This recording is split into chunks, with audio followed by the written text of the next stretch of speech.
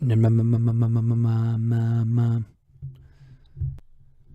hello there, podcast land. What's happening? Long time no talk. Hopefully all of you are doing great.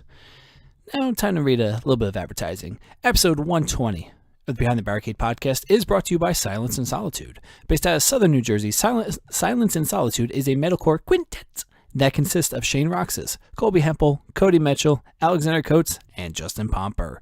The band formed in early 2015 and made their debut in September of the following year, 2016, having spent the previous year writing and recording. And what did they come up with in that year? Well, just their debut album, Resurgence, came out December of last year, 2016, and it debuted at number 20 on the iTunes metal charts. That's pretty fucking awesome. Big props to them. They have released music videos for their singles Suffering, Deceiver, and for the cover of Mariah Carey's All I Want for Christmas Is You. Good enough. I give that one a 6 out of 10, 7 out of 10. Yeah, what's like a C plus? An 80? So it'd be an 8 out of 10? But would it... Yeah, whatever. I'll give myself an 8 out of 10. I'm feeling good about myself today. So 8 out of 10 for that. Don't ask the American Idol judges. But you know what? If you don't want to take my word for how good Resurgence is, and if you don't want to take the band's word on how good Resurgence is, what about New Transcendence? They said that Resurgence is a must-listen for 2016, without a doubt, especially for fans of metal and its subgenres. If you're looking for something that is emotionally powerful, but not too whiny, aggressive, but not hate-filled, and will stand the test of time, this is the album you've been searching for. For more information, visit www.silenceandsolitude.com. Episode 120 is also brought to you by 627. Imagine the Foo Fighters and Muse stuffed in an underground studio during the nuclear holocaust with nothing but Weezer and Radiohead albums to session. Well, if you honestly think about what that would sound like, you don't have to think any further. You just have to listen to 627, delivering the attitude of an underdog and the punch of a champion. 627's chunky guitar riffs, charismatic vocals, and emotional solos are the most beautiful ass-whooping your ears have ever taken. For more information, hit up dub7records.com, that's dub, D-U-B, the number 7, and then records.com, and like them on Facebook at SIXTWOSEVEN 627. So 627 spelled out, and then the numbers 627. Easy enough, huh? Last, but certainly not least, this podcast is also brought to you by the Golden Hearts Festival, taking place on August 9th and 10th at the beautiful Gramercy Theater in New York City, East 23rd Street. It's going down those 2 days. It's a new festival that promotes the best New York City and New Jersey local bands. Hell yeah, all over 2 days. Awesome. Day 1, you have bands like Jinx, Born Anew, Trace Your Steps, The Harkening, Refinement, Iridian, Ender, and Idle Minds. Day 2. Listen, did I screw that up? Did I say day 1? Well, that was day 1. This is day 2. Day 2 is In Loving Memory, Monument of a Memory, Zoom, Shallow Views, Champ, Approaching Troy, Anata, and Varsity. How awesome is that? Well, I'll answer for that for you. It's extremely awesome. All right? Tickets are only $16 for each date. Come on, $32 for 2 great days of great bands. Come on, it's a steal. It's a steal. I mean, think about it. If you went to Newfound Glory's 2 shows that happened, I believe, at Irving Plaza, you'd pay like $25, $30 for 2 bands, the same 2 bands, for 2 straight nights. Yes, you might know more of the songs. Okay, granted, that's a possibility. But the fact is, you could see so many great bands that you may know of, bands that you don't, all for $32 for 2 days. Come on, it is a no-brainer. So come on out, show your support for this new festival, and support the local scene. And hit up each band for tickets. I mean, don't go on Ticketmaster and get ripped off. You know, $16 ticket turns into like $32 for one date because of service fees and all those convenience charges, which really isn't that convenient, but you know what? That's the society we're in. That's what happens when you want to go to a concert.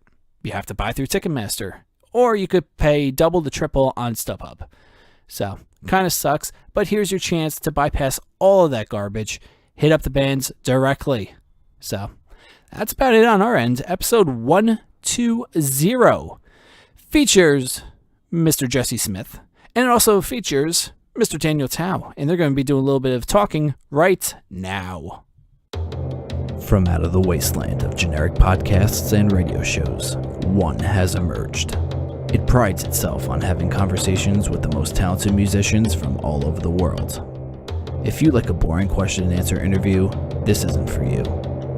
If you want deep conversations about anything and everything, you've come to the right place. Your new favorite show starts now, and its name is Behind the Barricade.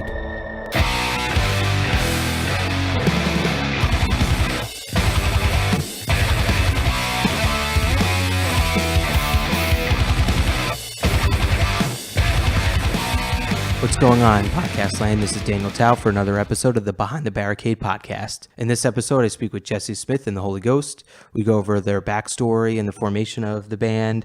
We go over tour life, doing music over being in a regular 9-to-5 job. We go over talking to Jesse about touring and having a 17-year-old girl at home who wants to actually go to an expensive college and how it would be affording that and affording other daily living expenses. We go over the upcoming album, upcoming tours, and a whole bunch more. Well, anyway, without further ado, I present to you Jesse Smith and the Holy Ghost. Let's do it. Where are you guys from? We're in West Virginia on the Ohio River. Like, I can see Ohio from my front porch. Damn. Yeah, where are you at? New Jersey. Oh, nice, man. Yeah, kind of. I live near Pennsylvania. John's kind of more closer to New York City. Okay, nice. We're still not that far, like 45 minutes. Nice. Yeah, I lived up in the York, PA, Harrisburg, Pennsylvania area in the early 2000s for about a year and a half. That's great. I can't remember the band's name, but I think probably like 2 or 3 podcasts ago, one of the bands was from Virginia. We were talking about because we were talking about like road rage and shit, and he was saying that they're like the one of the problems is you'll get caught behind like a tractor, and sometimes they'll take up like the whole road. Oh yeah, and like people get pissed and shit. Driving around here, man, everybody's Ohio, West Virginia drivers, dude, goofy. Really? Yeah. So yeah, we were. Go ahead. No, I'm always under this assumption that like New Jersey drivers are the worst, and that we have like the worst road rage. And then when you go down south, you really don't have that much of a problem. Like people are nice, and then they're telling me that some dude got out and like shot a bow, a bow and arrow at someone and killed him. I'm like, yeah, that's worse. I don't hear of that shit happening up here. Oh, holy shit, that's crazy. There's actually today in our little town, we live in a pretty small, area, 80,000 people tops, and there's some wild asshole running around shooting people. Really? Yeah, I don't know, man. I don't know what's going on. There's cops driving around everywhere. He shot some dude in the back about less than a mile from my house. I'm locked and loaded. Wow. Now I'm trying to think if it's in PA, but I don't know if you guys seen it, that whole like Facebook story where the guy videotaped himself like shooting some random old guy, and then now he committed suicide because the police found him. Oh yeah, it's a mess, man. That was in Cleveland. Oh really? Yeah. That's where we did the majority of the sessions for the kind of the record we put out in the summer. Was a compilation of just different sessions, and they were all done up in Cleveland. And that was crazy, man. My daughter's all like, "Hey, Dad, check this out!" And allegedly, this guy's like, killed this guy on Facebook Live, and I like opened it up, and I'm like, that shit's not fake, man. It's crazy. And it's over like a girl or something. He said that in the video, he was like, "Oh, this is for you," and like this was because of you, like this was because of her. You're killing some random dude that doesn't even know you. I know. What did that poor old man have to do with his girlfriend? Like, dude, kill yourself, not another dude. He did, didn't he? Well, yeah, but that's because the police found him. Yeah. That's messed up. Yeah, my dude said they found him in Erie, Pennsylvania. Yeah. Well, that's what I was saying about Pennsylvania, because I have someone that I work with that lives there. That's crazy, man. Yeah, this world, I don't know what's going on. I mean, what sucks too is I'm like, when you see stuff like that, you're like, oh, that's in another part of the world. Like, like it's almost like you separate yourself, and that's not going to happen here. Like that won't ever happen to me. That just happens like whatever. Like you hear it on the news. It's not something that you feel like that could happen in real life, but Right. I guess it can, because I'm trying to think of what terrorist attack, but this person actually went to Canada, escaped like a terrorist attack, and then another one happening in the United States, and they got caught in that one too, but died. That's so messed up. Yeah, it's pretty crazy. I mean, it seems like shit's definitely getting a little loose, man. It's starting to fall apart everywhere. Yeah, and then I don't know if it's because we have like the ability to reach that stuff nowadays. That I mean, a lot of this shit happened maybe years ago, or it even happened when we didn't have internet and stuff. But it just, you didn't know about it because all we had was like newspapers and. But I don't know. You know. I just get bummed anytime I get on it, man. I've pretty much been exclusively using the old Instagram. It's like that way. The only thing that can piss me off is somebody's face I see every day, or a stupid picture of scrambled eggs and asparagus. Yeah, I mean that's one good. I would say the one good thing about Instagram is it's like you just basically have like a whole collection of cool shit in front of you, but at the same thing, it's like you like one chick's photo that she's like half nude. You're like, oh, yo, that chick's like really abnormally like hot, and then now that's like all you see is half nude chicks in your Instagram, and like, I know, it's such a bummer, man. I mean, it's weird how all that stuff was supposed to bring us closer together, and it has in some ways, like you said, with tragedy and stuff like that. But as far as everything else, I mean, I have a couple teenage kids, and you know, all my friends, dudes in the band are younger, and I use it, and all I see it, man, it's like so distracting, isolates people, you know? Mm-hmm. Yeah. I mean, another thing too is I don't know how you are with it, but with me using like Pandora, using that, I always refrain from liking things that I know it's going to keep like pushing. For instance, if I open up a Disturbed station on Pandora, I'm personally trying to find bands that sound like Disturbed or other songs that I haven't heard. I don't want to hear 3 Days Grace and Five Finger Death Punch, like all these bands I know. I want to hear something I've never heard. So when a song comes up, I'm like, yeah, I might love this song by Disturbed or No Effects, but I'm not going to like it because I know that they're going to keep pushing that same band down my throat. Yeah. Oh, it's insane, man. Like the algorithms and stuff. Half the time I wonder if if every device that we use is recording. I know that there's been a couple times where we're like chilling out on the back porch with like a group of people talking about random shit, like barbecuing. And somebody will say something as random about like chocolate milk or like Miller High Life Light. And you open up your phone and there's a freaking ad for that stuff right there. Dude. I hear so many. I've never had an instance of that. I know so many people talk about it. They're like, it's so weird. Like we were talking about it and then boom, it shows up. My only thing is like those random ads that are like on not really so popular websites. So I'll go to like Musician's Friend and I'll be looking at this new mixer or whatever. And then all of a sudden I'll go on this random website and it'll be advertisement for mixers. Yeah, it's crazy, man. At the same time, like I hate it too for like Instagram because the purpose of that algorithm is, oh, you like half nude chicks. We want you to stay on Instagram, so we're gonna show you things because you like them. It's a catch-22. Like I want to see stuff that I like, but I also don't want it to be repetitive. And obviously, that's for the purpose of them is to keep you on their website. Yeah, definitely. It's like movies and art, man. It's like the pushers. It's all the same shit, man. Yeah. So how long have you guys been doing this? I checked out some of this stuff you guys are doing. It's really cool. How long have you guys been doing this podcast? I want to say me personally, I've been doing it 2 years. John, I would say a little longer. And it's kind of a funny backstory because he started as a way to get free tickets to shows. Nice. I mean, I try to see like every band that I love, like all my favorite bands, to try to and go see them. And I thought I went to a lot of concerts, dude. This guy, like, like hundreds. I probably went to like 50 maybe. And he's just like, I've seen this band like 5 times. or even more than that. I think like some bands you've seen like 10 times. I mean, it's because of luck. Like I've seen Killswitch Engage 5 times. I didn't actively go out and seek and go to a headlining show for Killswitch to see them 5 times.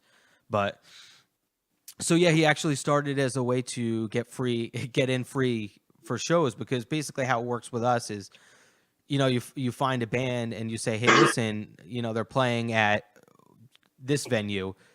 We would like to do an interview for our podcast. And then a lot of times they'll hook you up with a free pass. So that was his way of like, hey, I'll do an interview, get to meet some of these bands, hopefully, and get in for free.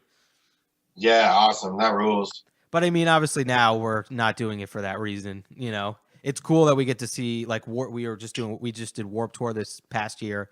So it's cool we got to do interviews with bands on the Warped Tour. But I mean, for us, me personally, I'm sure John is the same thing. We're trying to legit do this as a business. And another thing too is I've been in and out of local bands. My band Dead Tide, you know, we're trying to do stuff, but it sucks because I didn't want to be that person.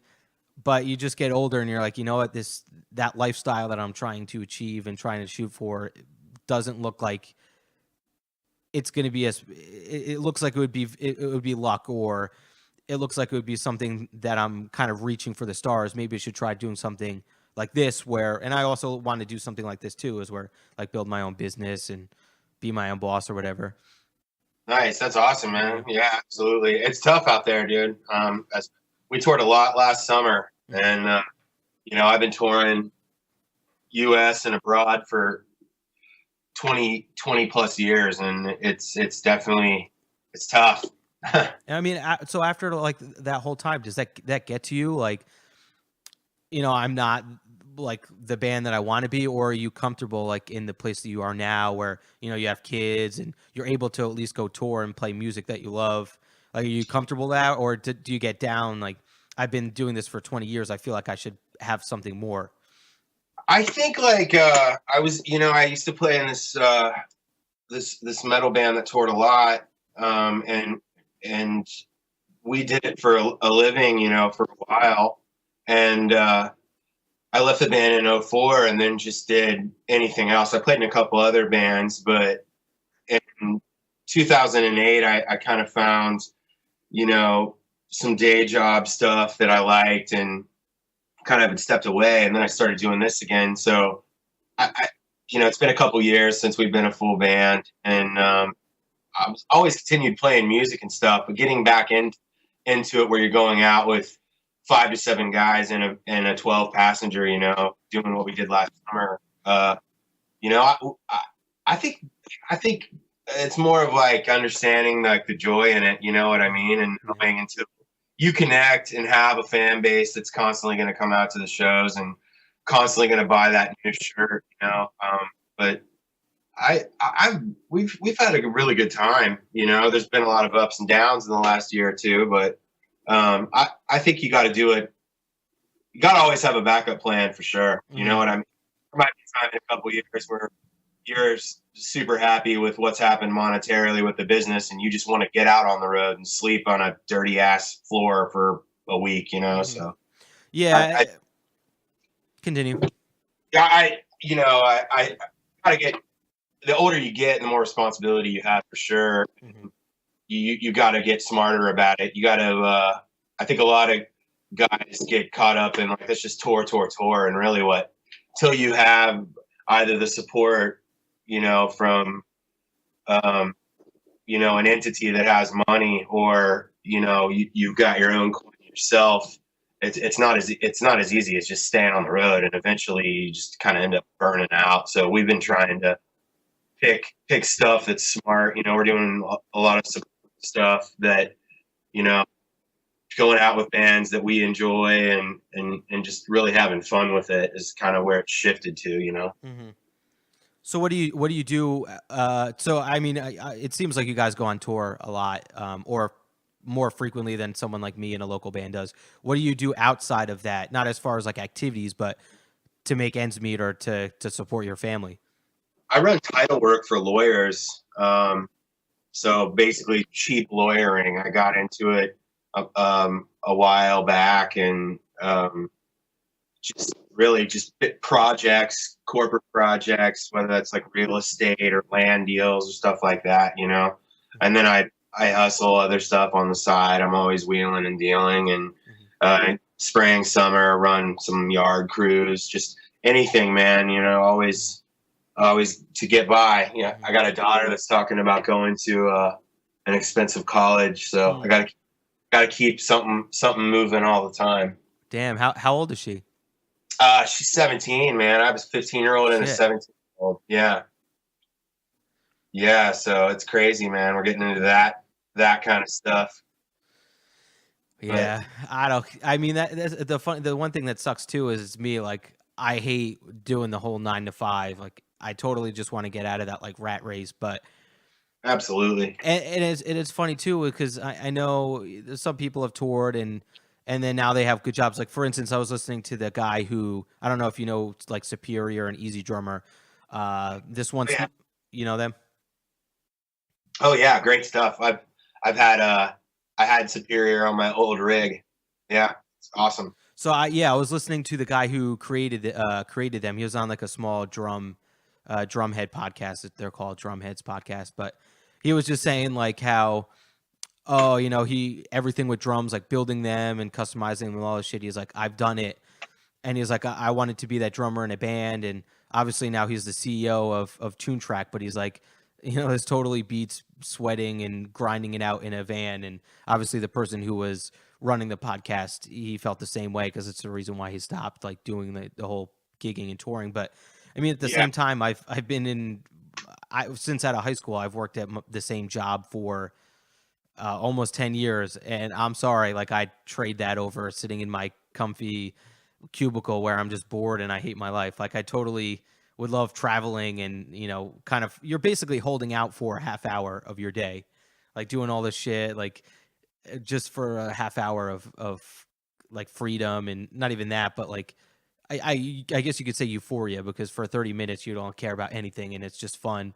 But absolutely, yeah, man. I mean, I see it all the time with, you know, whether it's people at work or a parent or whatever. It's kind of backwards, right? Like, we bust our ass our whole life, and then by the time, you know, I don't really ever see myself being able to retire, but, you know, you get, as we watch our parents get older and whatnot, you know, it's kind of like, was it worth it? That was what was so cool about, we toured with Islander last summer, and the majority of the guys in the band had never been farther west than Texas. So like, once we got out, as opposed to, you know, with a lot of the touring that I did in Zayo, we were always just so busy, or there was this to do or that, so we didn't get to do a lot of things that were cool. And we did some crazy shit, man. We saw every ocean. We slept in the forest at the Grand Canyon.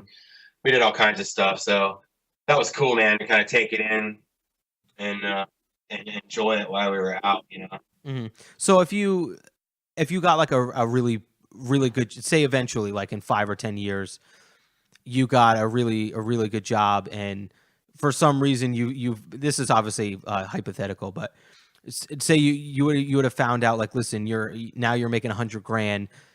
Before you started touring, you could have had this job that, you know, obviously you might not be as happy as playing music, but you have this job that at least now you can live a way more comfortable life. Would you want to go back and say, oh, I'd erase all the things I did just to have this earlier? Or would you say, no, the touring and experiences of like sleeping, like you said, in the Grand Canyon, it was worth way more than having to wait for this job? I wouldn't trade any of it, man. I mean, in theory, it would be nice to be set up a little more comfortably, not you know, have so much debt and things like that. But I've actually done that in the last 3 years. I've walked away from $70K a year for music stuff twice.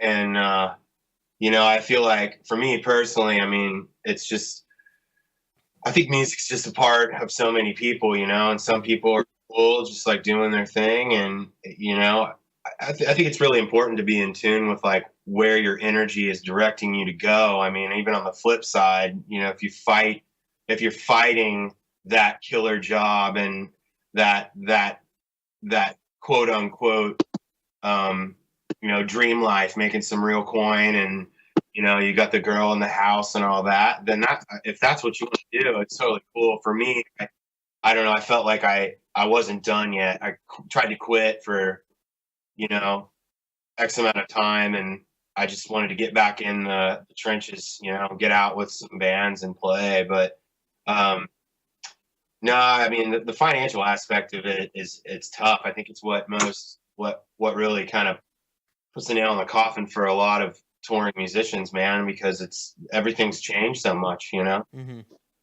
Yeah, I mean, for me, totally. Like, if I got a chance to be in like a touring band as a drummer, and I was making this, I mean, obviously, I would love to make even just a little bit more than I'm making now, because it's like scraping to get by. But right, if I was like, say, if I had the chance to go out and be in a touring band making almost the same amount of money that I am now, hopefully more, I would totally drop it in a heartbeat. Yeah. I mean, for some, I think it really works for some people, and for others, it does not. I've tried to kind of find workarounds, like for instance, we were blessed to have it, but we toured all summer in a pretty shitty van with no air conditioning, and there's 5 dudes in our band, and we had like our merch guy and a TM, and so this van came up. I've always wanted a Sprinter, and so I traded my vehicle in on a Sprinter, and now I rent that Sprinter to other bands, if they're in need of it. Like, I've got going out on Warped Tour this year with a driver, that kind of thing.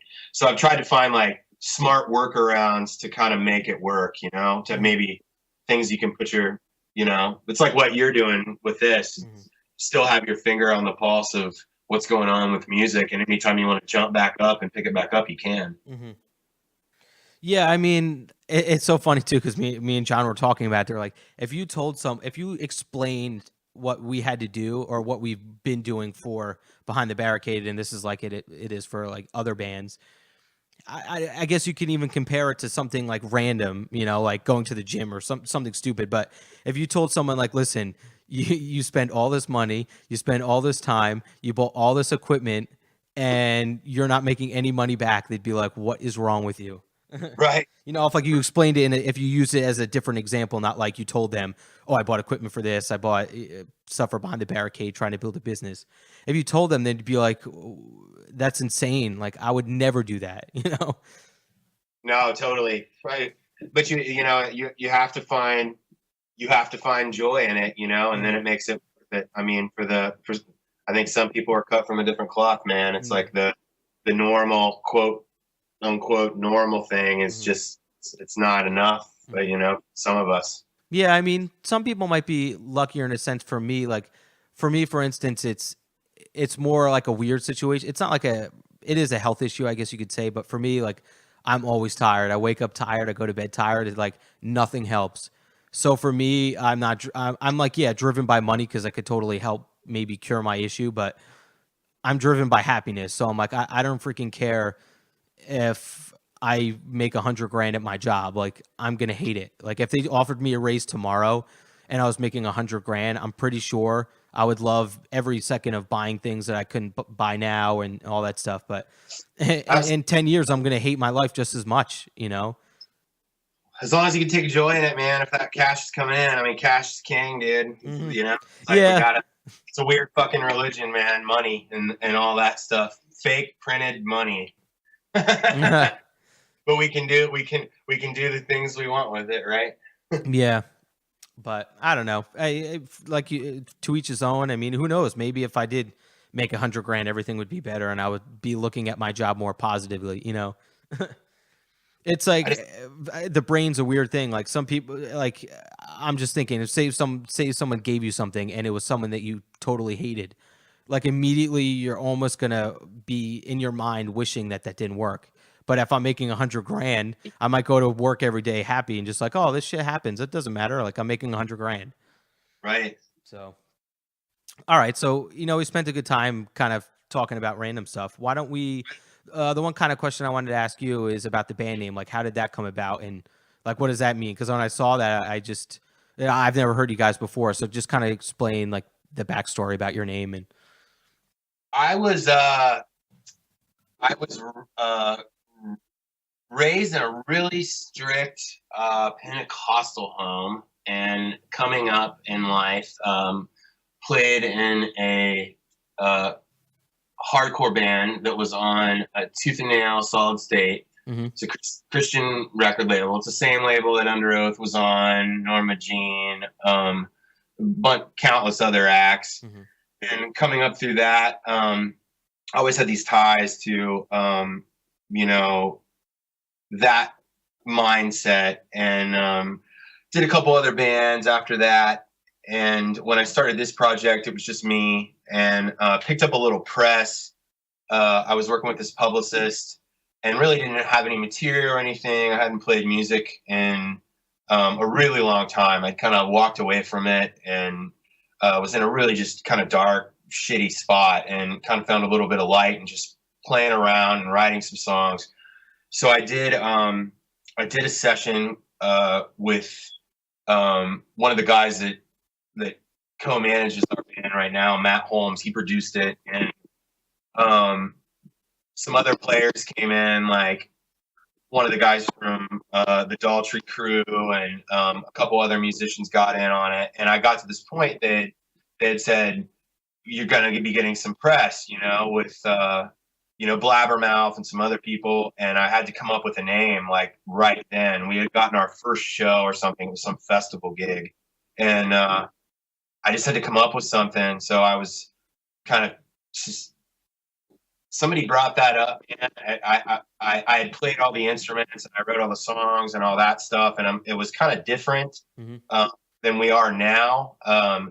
Now we're much heavier. It's much more stoner rock. At that time, it was almost an alt country kind of garage thing going on. And I was thinking, since it's a solo project, essentially I'll put my name in it, and that just kind of came out, I guess, because of my past with that stuff and the all that stuff. So it's really I figured it would be a cast of Revolving Doors, like this, kind of ghost backup band. So I kind of just played off that. It kind of stuck.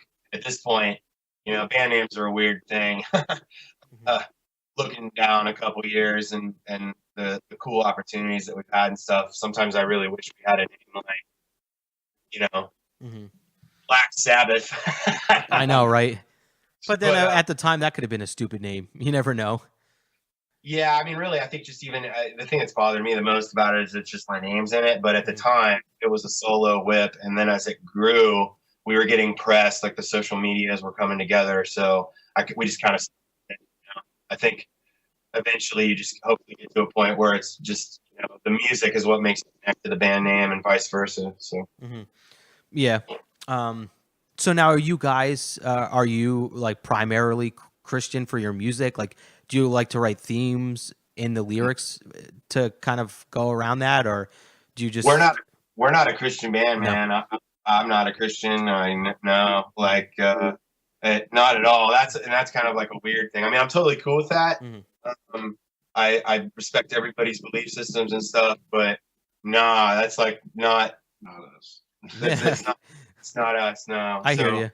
Yeah, I mean, the Holy Ghost concept is just in like the Abrahamic canonized story of Christianity. It's like that thing that's always there, that invisible force. So that's kind of where it was at with that. But we unfortunately had some press last summer. With the Christian rockers, like because I could have sworn I saw that somewhere. It was on the Billboard thing. Yeah. We were lucky enough to, and very thankful to have some love from Billboard, and that happened. But it's all good, It's not like a thing. My roots in the past were based out of that kind of scene of music and all that stuff, and we're just about people, man, and ideas and good conversation and having a good time. So but we really write a lot about concepts of these days, ideas about just different takes on the universe and, you know, metaphysical mind. And, you know, our music's spiritual, but it's not a Christian band. So. Yeah.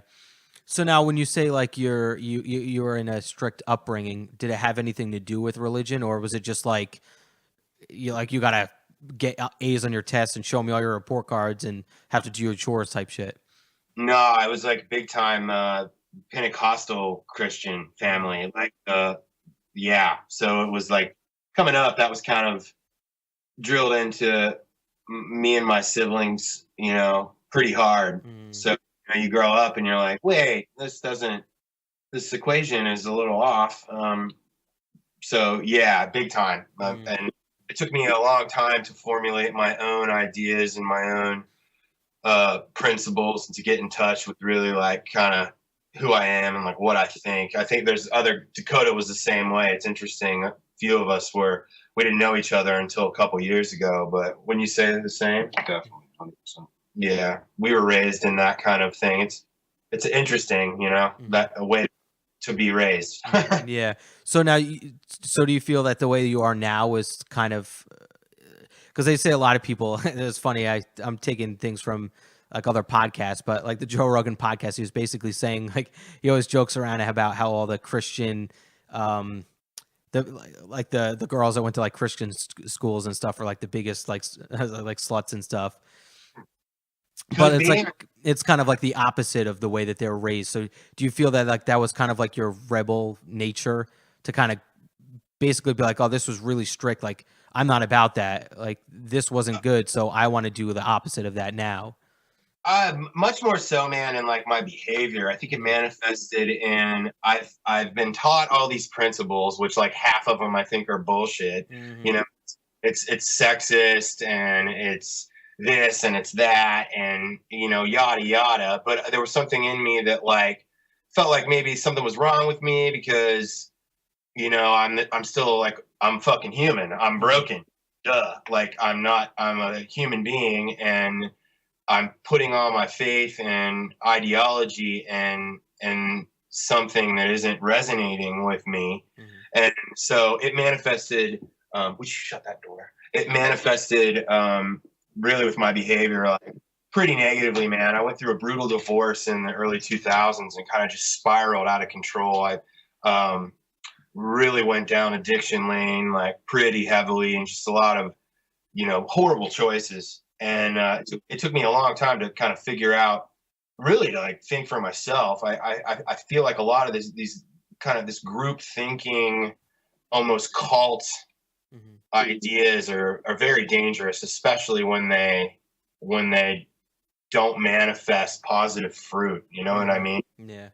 So yeah, I was definitely like looking back and saying that now in hindsight, it almost feels like an immature perspective, but that's exactly what it was. It was just like, oh, this didn't work out this way and blah, blah, blah. So I'll do a bunch of coke and cry about it. You know what I mean? Yeah. Yeah, I hear.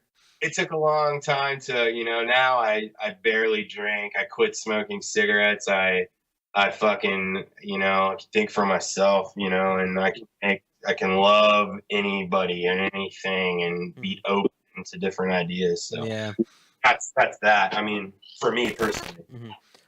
Yeah, I like that kind of thinking. I mean, for me, I hate this whole, like to bring up like politics. I hate left and right.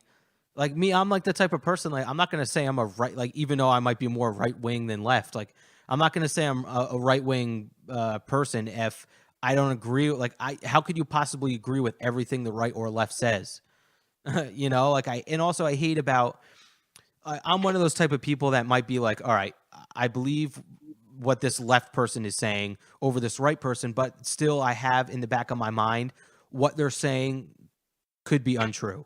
Like, even though I might go with the Alex Joneses of the world over the CNN, NBC, like, you know, the news stations, in the back of my mind, I feel like, yeah, I more resonate with Alex Jones and the things that I'm seeing proof that he's saying. But I'm also in the back of my mind, this guy's freaking crazy. I know he's crazy. What he's telling me could be total bullshit and could be doctored to make me believe that what he's saying is true when it's actually false. Like, I know that in the back of my mind, it could be wrong. And I feel like if only everyone had that opinion of, yeah, it seems like you're right, but you could be wrong, or having that balance, I think the world would be in such a better place.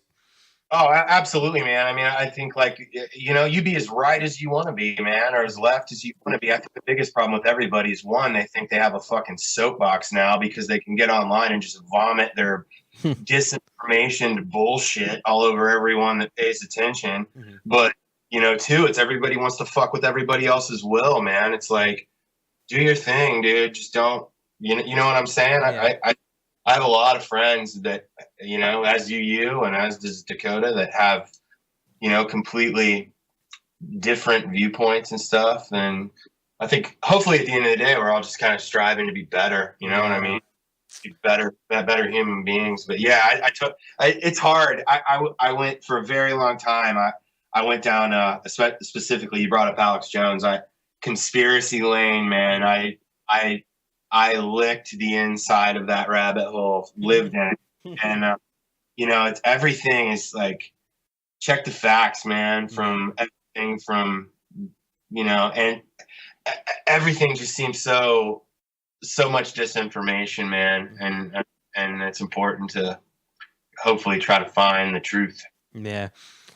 It's dude, it's crazy. And like with the internet, you could basically look up and for everything, like I was talking about my health, I've tried so many supplements and it's like, oh, this helps for this.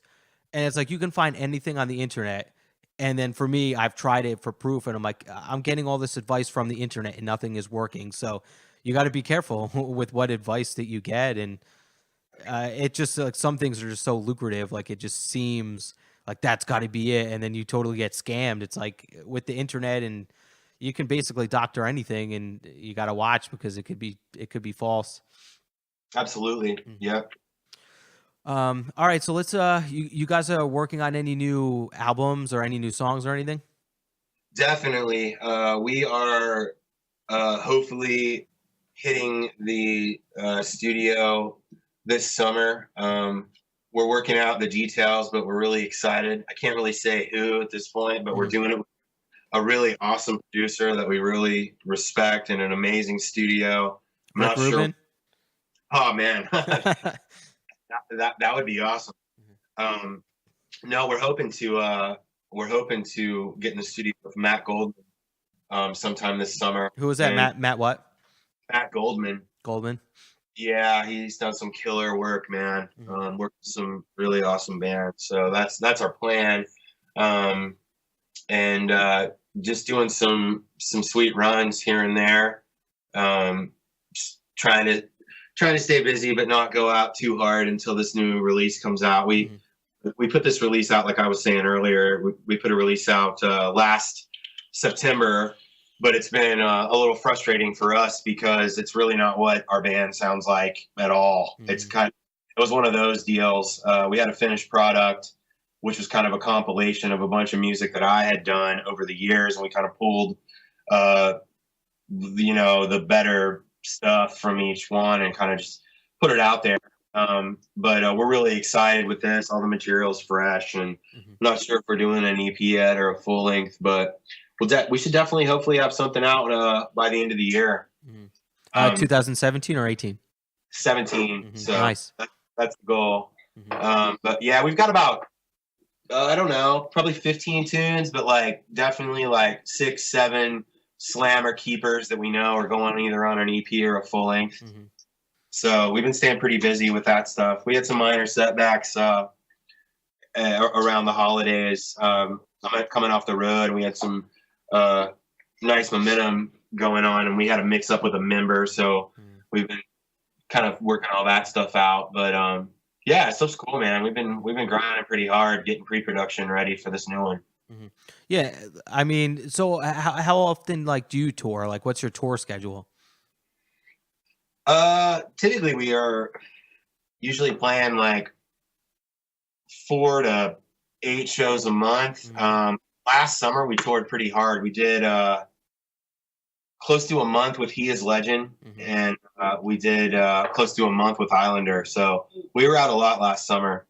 So kind of just like working out what's going on with the release of this new one, what label, partner, we're working with, and really just looking for the right fit as far as getting out and staying out for longer runs. But we're down to play as much as possible. If anybody checks us out and checks our music out, we work with Joe at Artery Global. So, we're always down to play anywhere, man. And pretty much up for whatever, dude. Nice. And then you guys have any upcoming tours or upcoming shows? Yeah, we've got shows going on. We're playing next week, the 29th, with Red Sun Rising in Morgantown. Nice. Yeah, we had them on the podcast. Nice. We're playing with them, and then we've got I'm trying to think what else is going on. We're playing May 10th at Frankie's in Toledo, Ohio with 68. We're really excited about that. Josh Scoggin and company. That'll be a cool show. And then it's looking like we're again. We're going out sometime in June for a couple weeks, but we're gonna have to figure that out and make announcements about the exact details. But just staying busy, man. Trying to do stuff that, like we were talking about earlier, stuff that's smart, and just a good time for everybody involved. A few of us have kids and stuff, so. Yeah. Well, dude, it's crazy you guys are able to still tour, and you have a kid that's 17 trying to go to expensive college. So it's crazy that you actually tour, and more props to you, man. Like I sit here and I'm like, I don't even have a kid, and I can't even consider or even think about going on a tour without having to drop everything, which would be my regular, normal 9-to-5 job. So I give you props.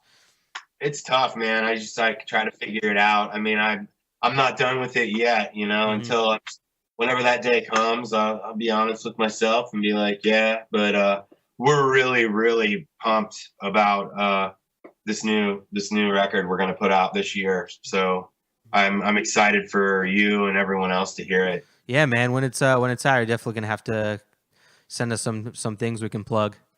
Yeah, I will for sure, man. I'll send you some stuff. We're planning on doing it. This one with a nice vinyl release as well, because the material kind of caters to that. So yeah, cool, man. So and then speaking of plugs to end the episode, what just let people know where they can find you. Again, maybe plug the shows again. So yeah, just go ahead. Yeah, you can pick up the full length available right now on Standby Records. You can pick that up at Merch Direct or their sites or some local retailers, iTunes, all that stuff. We are on Facebook, Jesse Smith and the Holy Ghost. We're on Instagram, Jesse Smith THG, same for Twitter.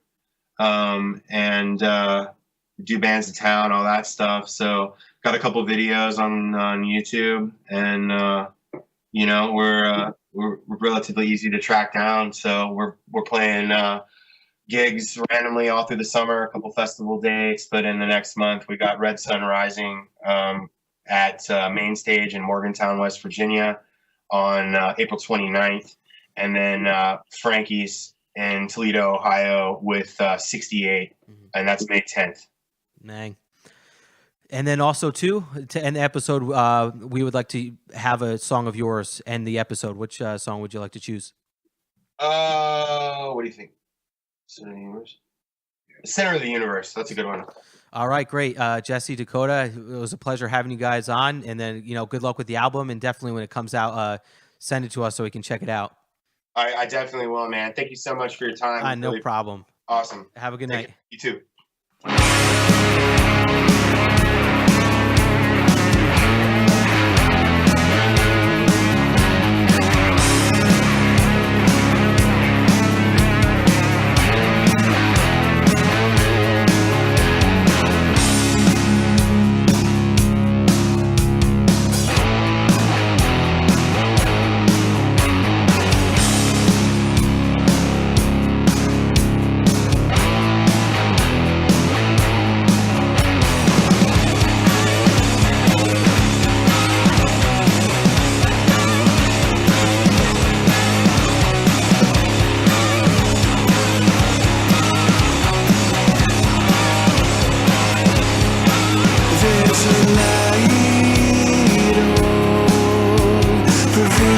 Days of useless have left you a cold and alone. Child, pull your way.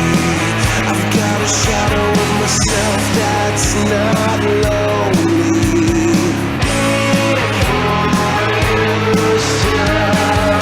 Baby helps when the guns are drawn, but she never talks when her faith is gone. Let me tell you how to find a way. Let me tell you how to play this game.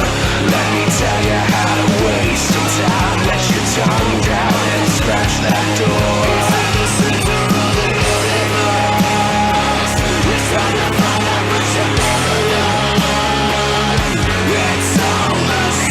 We are, we're not alone. Single one time, but you gotta let go.